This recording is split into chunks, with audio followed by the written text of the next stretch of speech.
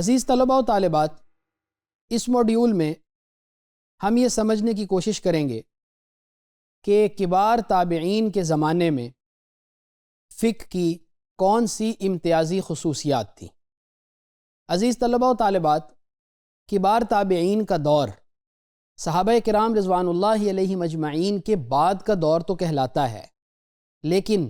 جیسا کہ ہمیں معلوم ہے کہ صحابہ کرام رضوان اللہ علیہم اجمعین کا زمانہ یہ پہلی پوری صدی تک کو محیط ہے، اور اس دور کے اندر صحابہ کرام رضوان اللہ علیہم اجمعین میں سے بھی کچھ اگرچہ باقاعدہ حیات تھے، لیکن یہ جو تابعین ہیں، چونکہ یہ صحابہ کرام رضوان اللہ علیہم اجمعین سے علم کے حاصل کرنے میں خوب مگن رہے، اس لحاظ سے ان کا یہ زمانہ حقیقت میں کبار تابعین ہی کا زمانہ سمجھا جاتا ہے، اور اسی کو اس اعتبار سے ممتاز کہا جاتا ہے کہ اس میں تابعین میں سے کبار تابعین نے فتاوی اور فقہ کے ذریعے سے امت کی رہنمائی کی۔ اگر ہم ان کی علمی بنیادوں کو دیکھیں تو کبار تابعین بھی قرآن و سنت سے ہی استنباط کرتے تھے، لیکن اس کے ساتھ ساتھ چونکہ انہیں صحابہ کرام رضوان اللہ علیہم اجمعین کے فتاوی ان کے سامنے موجود تھے، میسر تھے، اس اعتبار سے انہیں صحابہ کا جو فہم ہے وہ بھی سمجھ میں آتا تھا کہ صحابہ نصوص کو کس طرح سے دیکھتے تھے اور صحابہ اپنے فتاوی میں کن چیزوں کو ملحوظ رکھتے تھے۔ تو صحابہ کے فہم پر انحصار بھی ہمیں کبار تابعین کی فقہ کی علمی بنیادوں میں ایک واضح نقطے کے طور پر سمجھ میں آتا ہے۔ پھر اجتہاد و قیاس بھی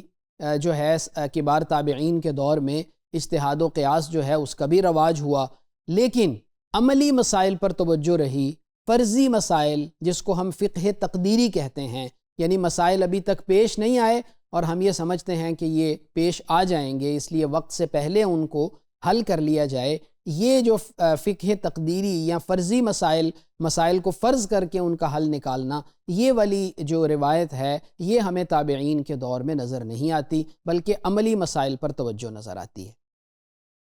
اہل الرائے اور اہل الحدیث کی تقسیم ہوئی، جس طرح کہ پچھلے موڈیول میں ہم نے دیکھا۔ اختلاف رائے کا آغاز ہوا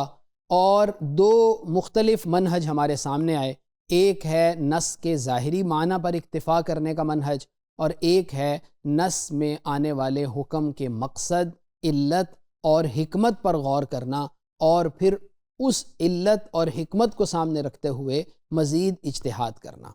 تابعین نے جو فقہی خدمات سر انجام دیں، ان میں ایک تو یہ کہ عبادات و معاملات میں انہوں نے رہنمائی کی،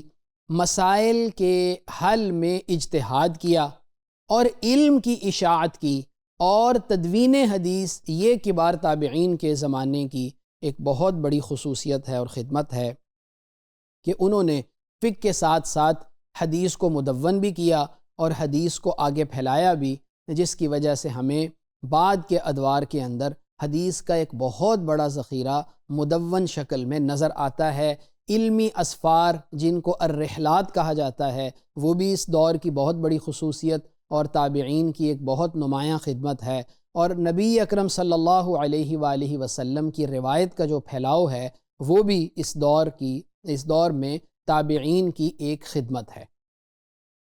اگر اس دور کی امتیازی خصوصیات کو دیکھا جائے تو چونکہ یہ براہ راست صحابہ سے استفادہ کرنے والے لوگ تھے، اس لیے ان کے فتاوی میں صحابہ کرام رضوان اللہ علیہم اجمعین کا جو فہم ہے وہ جھلکتا تھا، اور عملی زندگی سے جڑے ہوئے مسائل تھے، فرضی مسائل نہیں تھے۔ اجتہاد کو انہوں نے وسعت دی،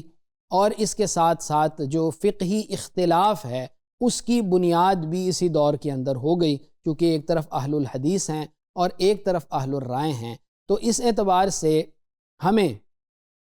اس دور کے اندر جو امتیازی خصوصیات نظر آتی ہیں، یہ یوں کہہ لیجئے جو تابعین کی خدمات نظر آتی ہیں، تو اس میں علم حدیث کا پھیلاؤ ایک واضح نقطہ ہمارے سامنے آ گیا، اور صحابہ کرام کے فہم پر انحصار بھی ایک نقطہ ہمارے سامنے آ گیا،